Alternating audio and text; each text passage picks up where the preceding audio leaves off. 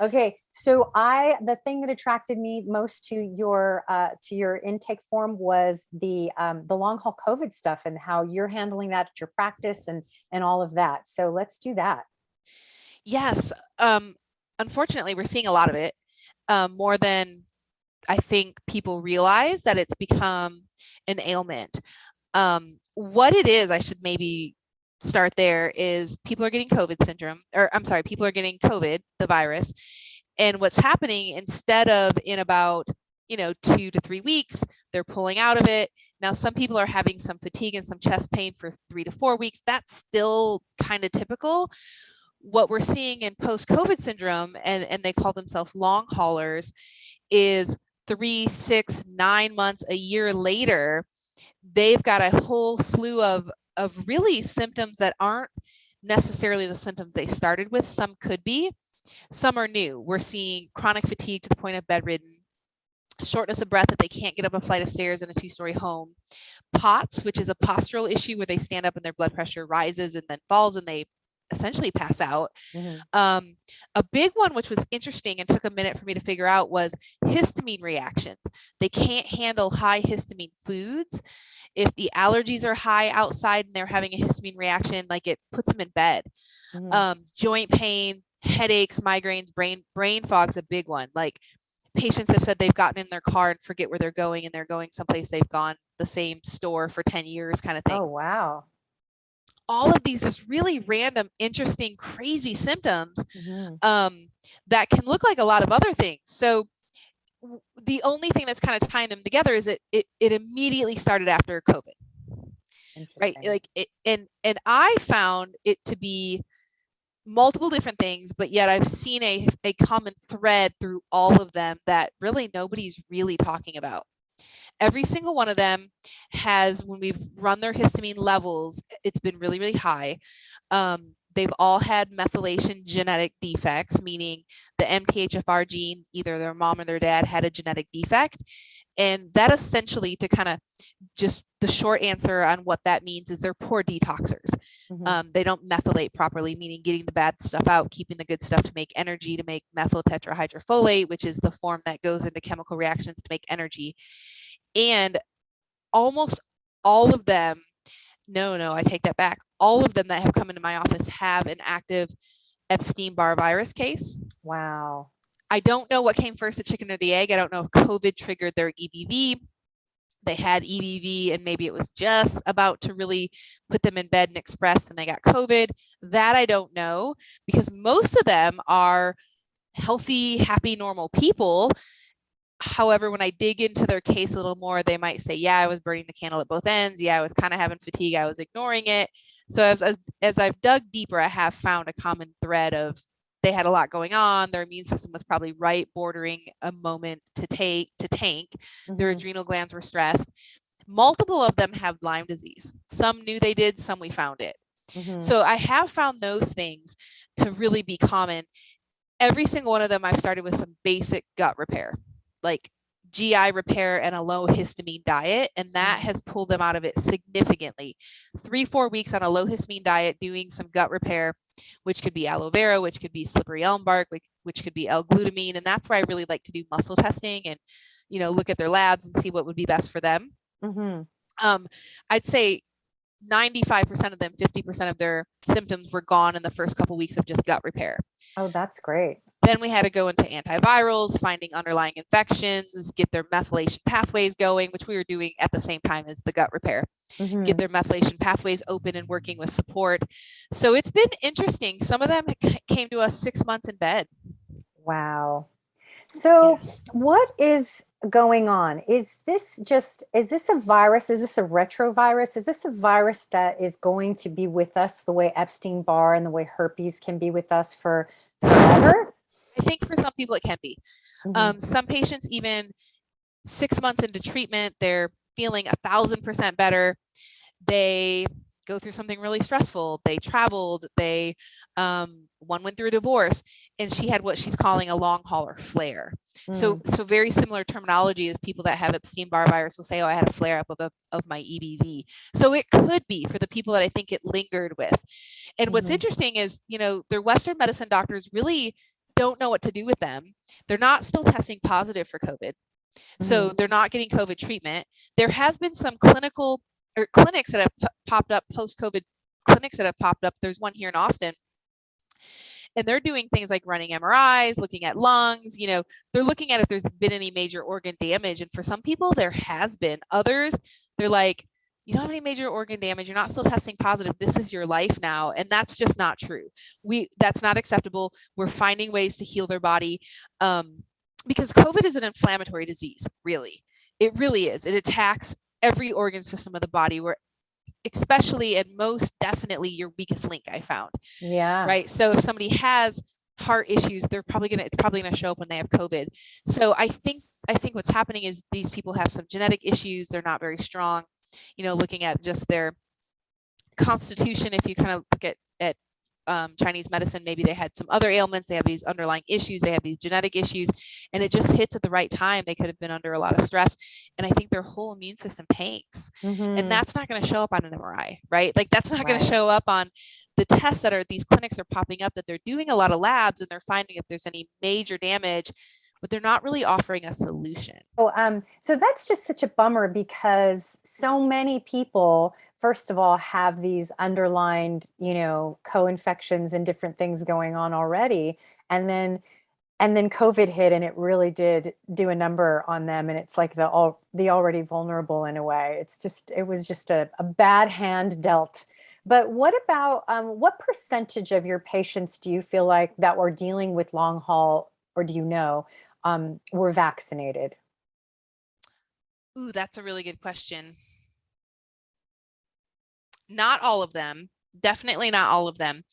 And there was a lot of data going around saying the vaccine could help post-COVID syndrome long haulers. And some of them it did, some of them it made worse. Hmm. If I had to guess, I would probably say half of the people with long haul syndrome that I've seen got vaccinated. Okay. All of them were sick, I think, before the vaccination with post-COVID syndrome.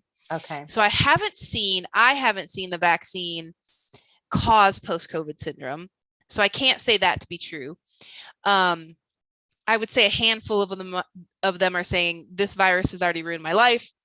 I'm not going to get vaccinated for it. I don't know what's going to happen. Like my immune Yeah. system has gone crazy. Hmm. And, the virus and the vaccine are going to cause an immune reaction. That's the point Right. of the vaccine, right? It's going to flare up the immune system. It's going to heighten the immune system. A lot of my chronic Lyme patients are like, no, thanks. My Hmm. immune system has got everything under control, or, we're working really hard for it to get everything under control. I don't want to stress it, Yeah. right? Because it's supposed to cause an immune reaction. That's what it's doing. Yeah. So, and I would say a few of my long haul patients believe the vaccine helped them.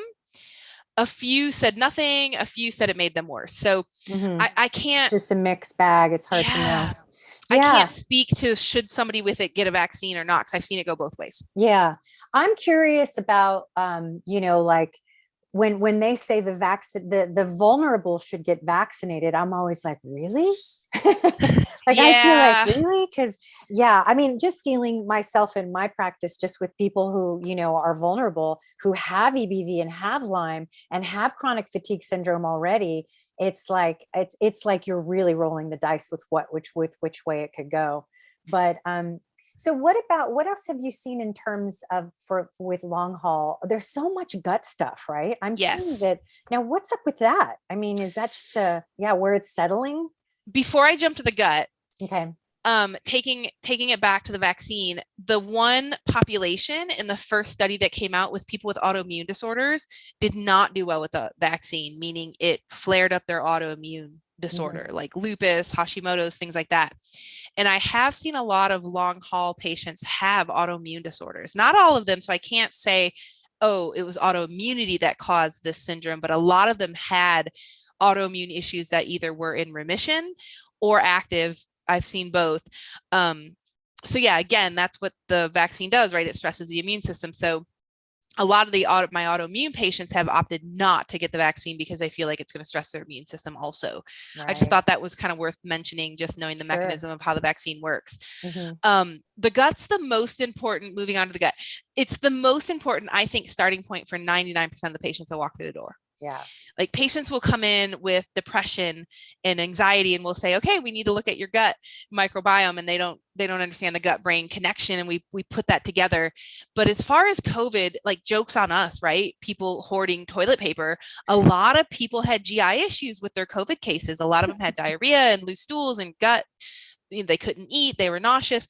um, so I definitely know the inflammatory process, the cytokines affected the gut lining for sure. Hmm. That alone could have spun people into this long COVID, right? If they already were eating processed foods and refined sugars, and all of that stuff could already spun that, could have already been an issue, and then COVID did attack their gut, and it could have spun them into something more. I had one long haul patient who said she had diarrhea for on the upside of 6 months. Well, Whoa. the problem with that is now we're looking at malnourishment, nutritional deficiency.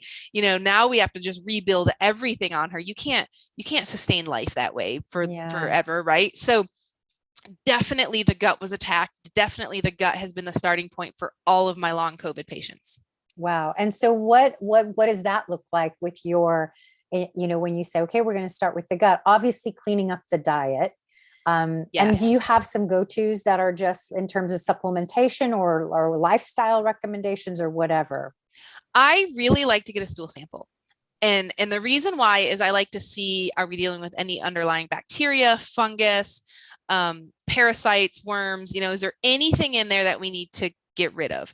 Mm. And the lab test that we run, it's the GI map test, also shows us the level of good bacteria, Mhm. because maybe it's not an underlying infection. Maybe you just don't have enough good probiotics, good bacteria to sustain, homeostasis in the gut microbiome. So that's definitely a starting place. But Mhm. while we're waiting for the gut test to come back, sometimes I do start people on, I would say my go-to is a combination. It's a powder that has L-glutamine, slippery elm bark, and aloe vera. It's called Repair Vite, and we call it healing and sealing the gut lining, or a silk blanket for the gut. It kind of just really calms the inflammation, rebuilds the gut. But then once I know what bacteria might be missing, we can then go in and reimplant with probiotics that really are, implantation probiotics that are going to grow the gut in the gut lining. And then of course, if there's anything to kill, then we know what herbs and things to kill different Mhm. microbes that should not be in a high amount in there. Right. Mm-hmm. Interesting. And so the stool samples, I was listening to some medical doctors argue, and some of them were really up on they said, well, both sides agreed that stool samples can tell you, like, they were talking about parasites, they can tell you that if you have a parasite or parasites, but they can't tell you if you don't, right? They said that sometimes, they can be amoebas that don't shed into the bowel, into the stool. Mm-hmm. And so you might find stuff that is shedding into the stool, and then or maybe your test looks good, maybe you have some candida but the test looks good, but that doesn't mean you don't have like some kind of Coxsackie situation or some kind of amoeba that's getting down and dirty with you and you don't even know it. How do you agree with that? I do. And I would say also it's worth noting that there is parasites that we haven't even named yet. So we certainly aren't testing for them, right? So that's where I would fall back on clinical experience. I think that everybody could handle a parasite cleanse once a year. We do that to most of Really? our pets, right? We kind of Right. deworm our pets once a year. I think so because, you don't have to have gone to a third world country to get a parasite. You could absolutely get a parasite from eating sushi without the wasabi. That's why it's there, to kill parasites. Salad bars, undercooked pork. There's so many you could literally touch a grocery cart and put your hands in your mouth, as we know from COVID, right? How contagious things can be, and get parasites. You can bite your fingernails, kids licking dirt, spreading them, your dog licking your face, and then sleeping in your bed, because most parasites are nocturnal. So they'll come out at night Ah, through the rectum. I know. The but old, how do they get past my pajamas? right? Well, That's so creepy. They not make it, everybody right? sleeps with pajamas, I guess. I mean, in your mouth.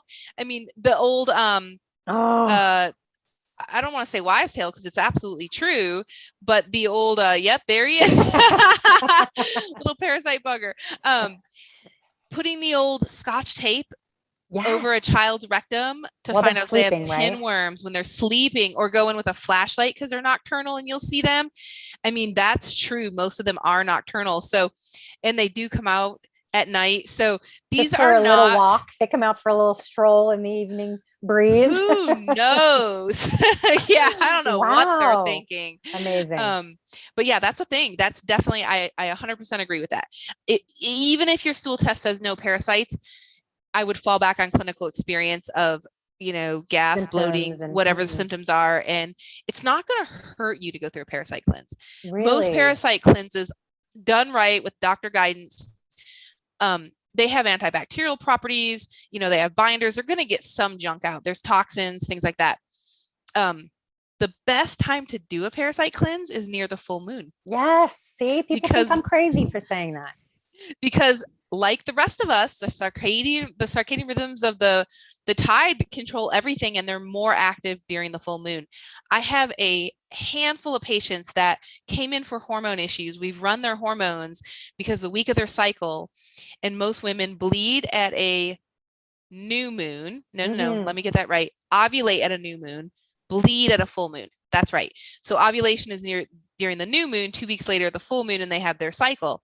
So they think they have hormone issues because they're having this gas, this bloating, they're moody, they feel bad, they're cramping, and they think it's all PMS. We run their hormones and we do multiple samples throughout the month. So we're getting very clear on what's happening with their hormones, and they're fine. And every single time it's been a parasite infection. We clear up the parasites, Really? their PMS, their horrible periods, I can't leave the house, go away. That's so interesting. I Mhm. mean, okay, so a couple things. So I heard, You're so like, let's break this down. yeah, I have this estrogen dominance support group on Facebook, and Yeah. we're about to have 20,000 members here in a minute, and it's pretty Congratulations. active too.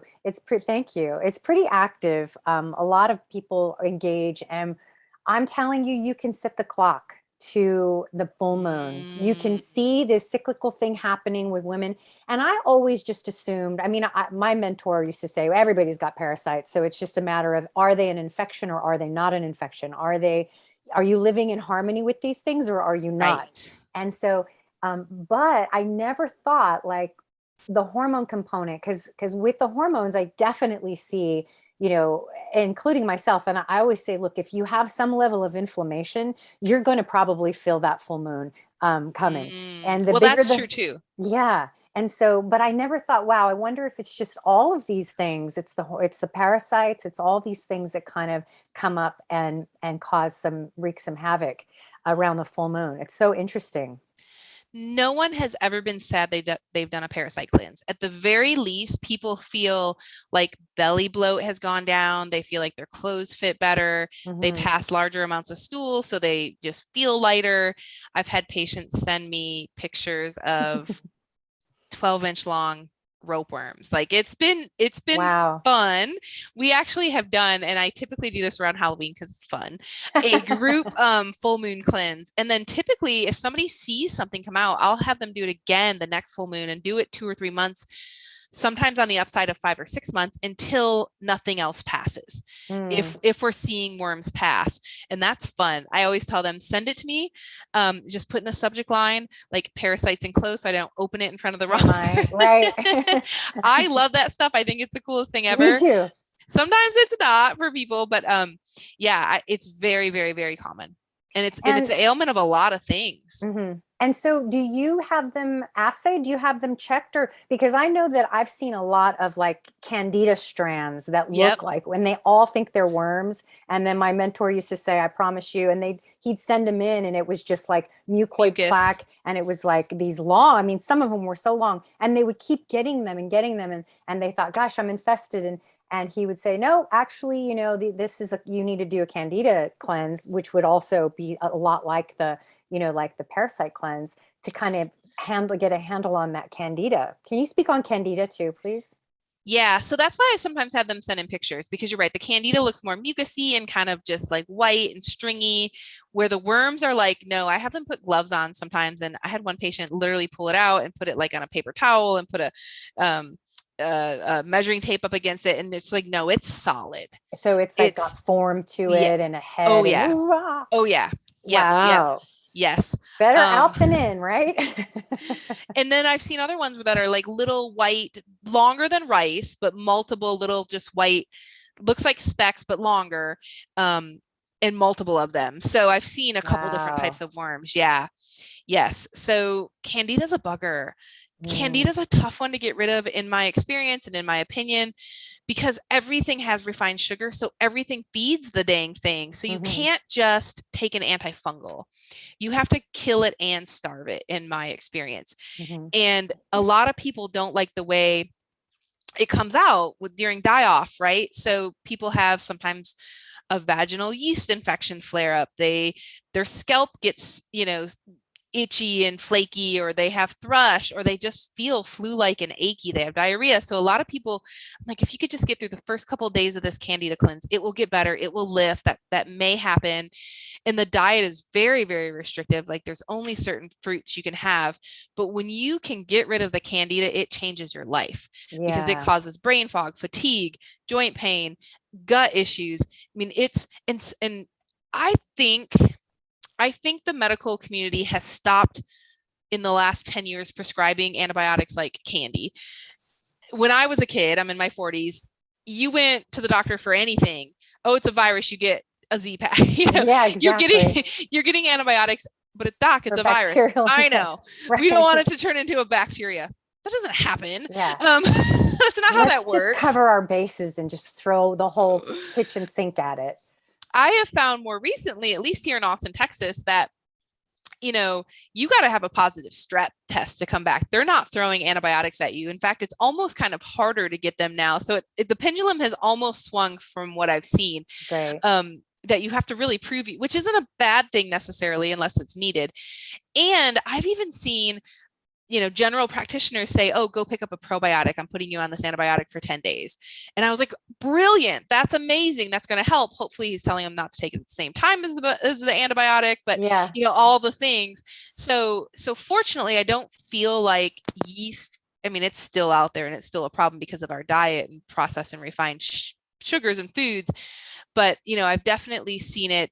I've been in practice 16 years. I feel like I'm seeing it less and less than I have. I think hmm people are getting smart to, I don't want to throw an antibiotic at everything. And that's only one way you could get candida. I mean, there's lots hmm of other ways, right? Yeah. Anytime your body's out of homeostasis, but I'm seeing it a little less than I hmm was, but I still see it a lot. Right.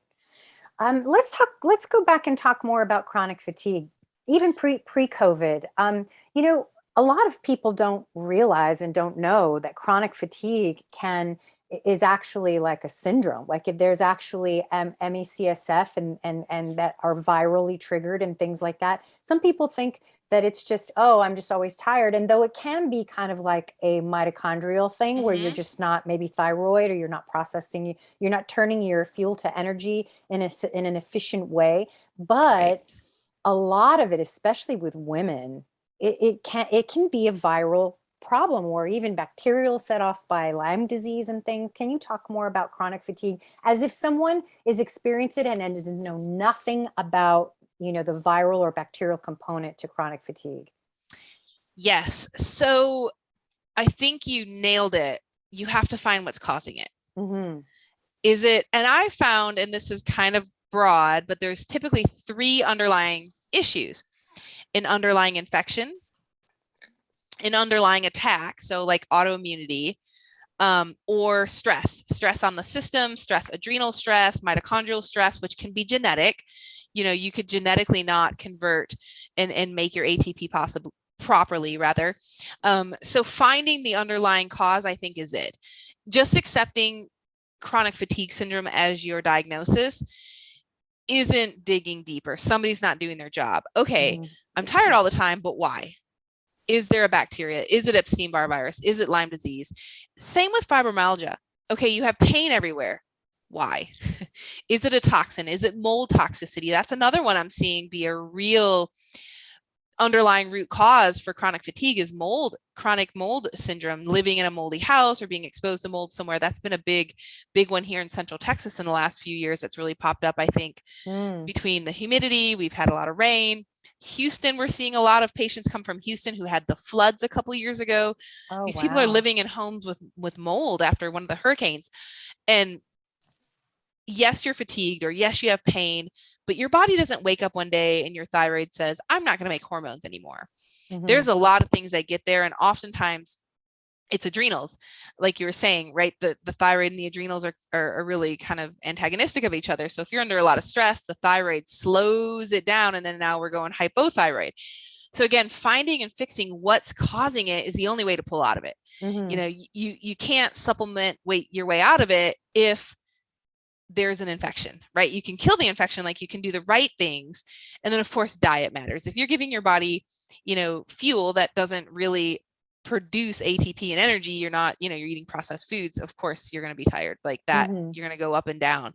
So there's so many, I mean, I could probably name 100 different things that cause chronic fatigue. Finding someone who's going to walk that path, run the right labs, listen to your history, put the puzzle pieces together is the only way to really, I think, crack chronic fatigue. Right. It seems like that's the case with almost everything now, really, because there's so many components and variables when we're not feeling good. And, like hormones, especially for, I mean, in my group, it used to be just like perimenopausal. It's 7 years old, the group. So it was like Wow. perimenopausal women getting to that age where progesterone is really crashing and then making their way into perimenopause and menopause. Now Mm-hmm. there are women showing up in the group who are in their early 20s talking about wanting a hysterectomy because they're Mm-hmm. showing signs of, that like their PMDD and their PCOS or whatever is so bad that they would just want a hysterectomy. That And breaks my heart. yeah, it's really sad. And I just feel like I feel like there was a shortage, or there is a shortage of doctors like yourself, of people like yourself who, who really know how to get down into the weeds with them and figure stuff out, who have the time Mm-hmm. to spend and really do the investigating, because you can't get that from a conventional medical doctor now. There are these functional practitioners and Mm-hmm. integrative practitioners who are starting to dabble, and that's really good news. But really, and it's hard, and most don't take insurance. So Right. people are really faced with this, Right. like taking their healthcare into their own hands. Absolutely. And if there's one thing I could wave a magic wand and fix, would be insurance covers prevention and or techniques and modalities that actually work Hmm. versus, oh, you're having PCOS, let's slap you on birth control kind Yeah. of thing. Or you're having, PMS, PMDD, let's slap you on birth control. That doesn't fix anything. No. And I've seen it too. Women, I've seen a bit more in their late 20s, early 30s coming into my office. We run hormones and they're presenting perimenopausal. And I have a couple theories. I think that stress will spin you into an early menopause because, the pituitary gland's dealing with this, the adrenals are dealing with the tigers. Nobody's signaling the ovaries properly, kind of thing. Hmm. Definitely seeing that. I have a mentor that recently told me she thinks PCOS is on the rise because women are being forced a lot of the time to be more masculine. They're in sales positions, leadership positions that are forcing them to get more into the masculine. And we, whether you believe in creation or evolution, we adapt. So Hmm. she believes these women are producing more testosterone to keep up with the men. How interesting. Isn't that interesting? Yeah. Because a big sign of PCOS is high testosterone, right? So what came first? Did they have this whole syndrome and their testosterone is high, or because their testosterone is high, they're creating cysts, cystic acne, all the symptoms, facial hair, more aggression, Yeah. anger, to keep up? I actually had a patient in my clinic not too long ago, and I had this conversation with her, and she said, and she had high testosterone. I was like, okay, we can absolutely detox this testosterone. We can balance your hormones. We can work on the liver, break it down, get it out, get you more balance, pull you out of perimenopause. And I told her what my mentor told me. And she said, wait a second. If we detox this testosterone, am I going to lose my edge in sales? Oh boy. Wow. And I said, maybe. You are, if you were very aggressive, it could be testosterone driven. And she didn't come back.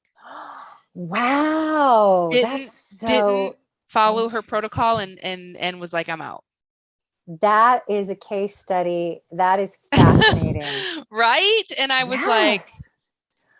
okay, someday she may come back wanting children someday, and that's gonna have to be balanced to have Yeah. for I mean, if she fertility can at that point, because if she she's can at that forcing, point. sure, her DHEA will have been, so, DHEAS will be like, and her testosterone will probably be gone. And whatever she does have, she's just turning into androgens, because that's This that. Yeah. this is as a practitioner, like, and a mother, I just wanted to like shake her and say, no, like, Yeah. listen to me, kind of thing. Like, I exactly that. I know what that path is going to look like if she does nothing. I mean, even if she, say, doesn't want children and doesn't really care about that aspect, the fact that, and this gets into kind of a controversial topic of today, but the fact that she is a biological woman means her body is going to strive for that homeostasis at the expense of her Yes. adrenals and at the Yes. expense of her down to her mitochondria, down her thyroid. And she's going to end up, you know, just miserable because that isn't being balanced. That's so interesting. That is really cool. I mean, It, not cool, but it's I fascinating. know, it was interesting, right? And so this mentor of mine, we were talking, I actually called her up and told her that, and she was like, that doesn't surprise me. Like, that doesn't surprise me, right? Yeah, How many of A-type. us are putting careers first and all Hmm. of this? And yeah, I mean, I just was like, what do I do? I mean, I can't force her to follow my protocol. Yeah. I want to. I think, I'm sure that there is a healthy way, and you probably totally agree with that, to maintain the sort of A-type personality, but not aromatize those hormones like that, and just really stay in a balance, so she's favoring both pathways equally, and she's not favoring that alpha pathway that's creating all that. I bet, I mean, there has to be, because there are successful women out there who Yeah. can do it all. So that is so interesting, and it makes me wonder in other ways too, socially, in every aspect, how our hormones are driving what we want out of life. That's Absolutely. interesting. Absolutely. And then, can we? I mean, to challenge that a little bit, can she be where she wants to be without that drive, that testosterone drive, right? I Yeah, don't know. She was in a interesting. male dominated world. She was in sales, like, or a male dominated field in sales. Like, I don't know. Yeah, I it don't know makes if you. she would be the top of the food chain and the top of the ladder there if she did have more estrogen, less testosterone, Yeah, yeah, or more progesterone, less testosterone, right? I don't right. know.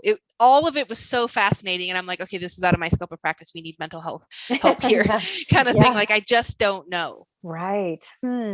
Well, I think it's very cool. I mean, I just love this kind of stuff. And also, throw in the xenoestrogenic component there too, right? Like, Yes, yes. throw in xenoestrogens, and now you've got a scenario where we 7 year can't olds have even breasts. test it. Yeah, we can't Yeah. even test for it. I mean, Yeah. I guess we can test for pesticides and chemicals. That's Yeah. we can't determine how much of that we're expressing in a like estrogenic or testosterone type of way. Yeah. We're Um, just seeing breast tissue earlier and, hormone menopause earlier. And yeah, we're just seeing yeah, this estrogen mimic and sit on the receptors, and it's just causing havoc. Absolutely. right. And people don't even know about it. Like, that's why I love getting on podcasts like this, because people don't even know that's a thing Right. in plastics and in, I mean, the hormones in their meats. Like, they don't even think about that Hmm. if you're not, aware of it and educated in it. Yeah. I talk to patients like, oh, they're estrogen dominant. That's way off the charts. We start talking about where they could be eating estrogen. They're using all the makeup supply, the brands that tighten and plump, and all of that's Yeah. estrogenic, because, estrogens, they don't think about hormones not in meat Hmm. and getting hormone free meat. Like, that's not even on their radar. Yeah. Wow, it's fascinating. Stepping back a bit about I'm like so fascinated by this with the woman with the A-type personality. I had this client who, and I see it a lot. Like, I'll do the Dutch test, the Yes. dry hormone analysis test, and sorry, dried urine. And now I've been doing it for so long now that I can look at their DHEA and their Yes. DHES, and I can look at their symptoms, and I can tell you if they're A-type or not. I can tell you, I can guess. And so far I've been like 100% accurate. And one of the clients, she actually was talking about how when she was younger, that she grew up with it. So it makes me think about this client you mentioned, how this patient of yours, how I wonder if that's been her world since she was quite young, right? If she was like in her household was having to prove to her father that she could be as good as her brothers and having to do that. And that's been like, holding it together too. Like this woman's cortisol pattern was perfect and everything looked amazing. All her pathways were perfect, but she was miserable. And it was like, wow, she's holding it together. She's so A-type, it even shows in her lab, yet her levels are, her PCOS and all of this stuff that she's exhibiting symptom wise. It is so interesting to me.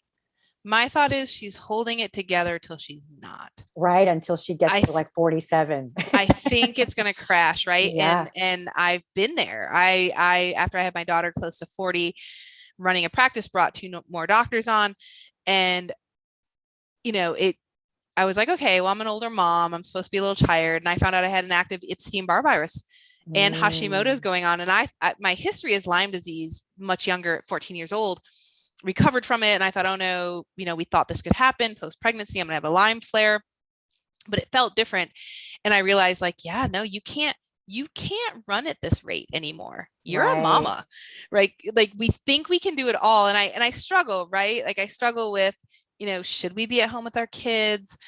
That's maybe an innate feeling. Should we be climbing the ladder? I own the practice. I have doctors working with us. You can't do it all. Something's got to give, or your adrenals will, or your hormones will. It's going to happen if you're running in the red all the time. And that's the big message that I want to tell people: stop before it gets there. Figure out how, there's no such thing as balance, right? The pendulum swings. You might be in balance for a second, right? But where is your energy going to go? How do you keep it all together without burning yourself out? And that's the hard part. So that's what do you say if someone's already there, if they've passed that point where they feel like there's a point of no return? I mean, I feel like I know what you're going to say, because I think that at that point, and even before that, you really need guidance. You have to figure out what your starting point is.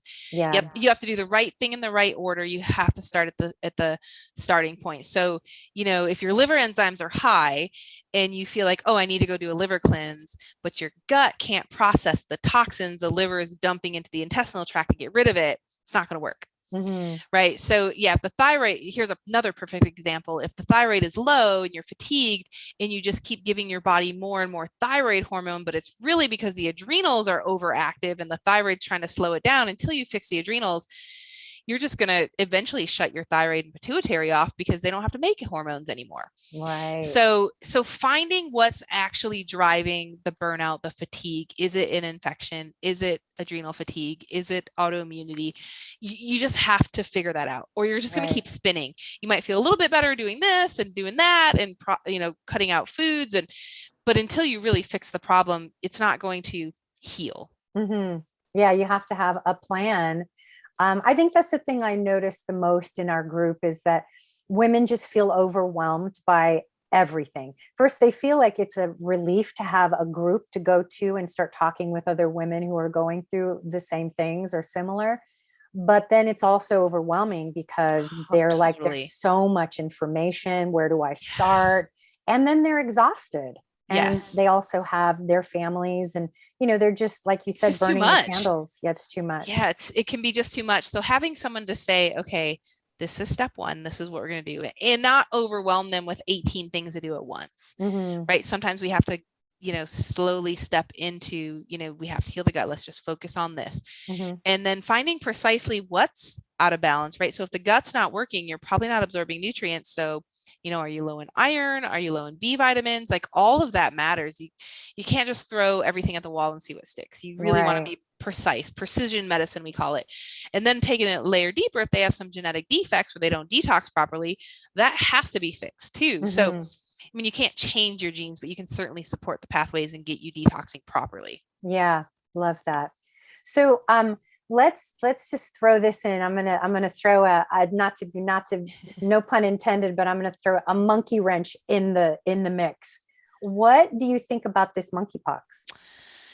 Yeah. So we've had an outbreak before, and of this same exact virus. I believe so. I don't think it's a different strain. I believe it's the same. It is the same one. And I think they said 47 people in the US were infected. Nobody died.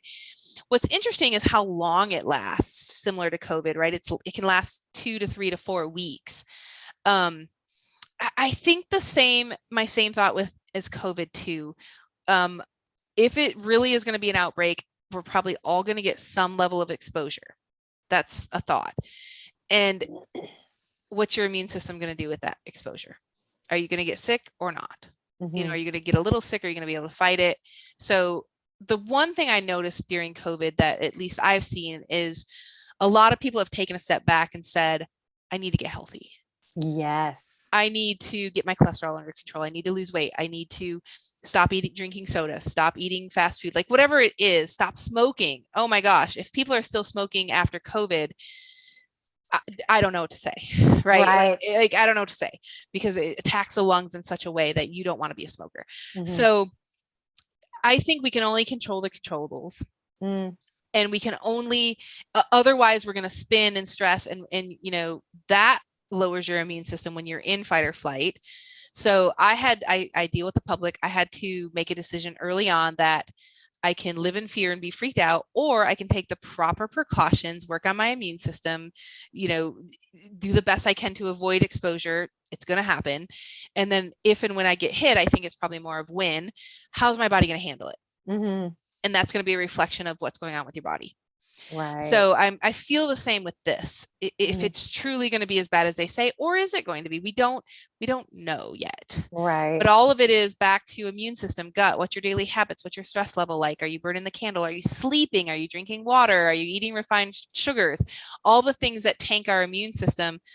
Let's try to just make 1 degree of change in as much as we can to be healthier, stronger when we come across, because we're going to come, if it's not this virus, it's going to be another one.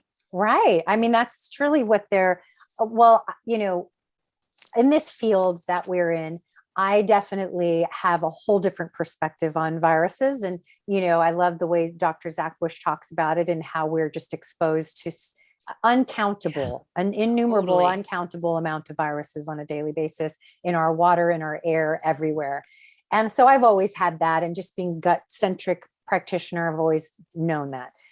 But it's like this new fear talk about the next virus and the next virus. And, and having like a level of awareness of preparation is good, but it's also like, all right, let's try to not be in this space of fear, which I really feel like is pumped out there constantly. So, I like what you're saying about like, where are you in your health at the moment, and what can you do to upgrade, right? To upgrade so that when whatever does come along, you're going to be ready for that. I think the dying question for that is, are you a good host or not? We want to make an environment that you're not a good host. And that's all we can really, really do. But yeah, we deal with the public. I had to make a decision. Am I going to live in fear and stay home, or am I going to work on my immune system and show up and feed my family? That was the decision I had to make, and I chose not to live in fear. I love that. Good. Well, do you have anything else you'd like to add before we wrap up? I just love this. And I want people to, you do telemed or? I do. Great. So that's one other thing that has developed from COVID is we can see patients all over the country. We pivoted like everybody else and went to a digital platform that's HIPAA compliant. And we absolutely do telemed. US and Canada, we can run all our labs. We have seen some patients in Australia and Europe. It's a little harder to run labs, but we've managed with some of them. They've gotten practitioners there to run it. I would like to leave people with this thought. Your body is designed as a self-healing mechanism. If you can take away what it has too much of, whether that's an environmental toxin, that's a virus, and you can give it what it needs, whether that's, a specific precursor to a hormone or a neurotransmitter or a nutrient or a vitamin. If you can do those things, the body can heal. Beautiful. And it's designed to. It wants to. So really just figuring out what you need and what you don't need and what you need to detox is really the key. Nice.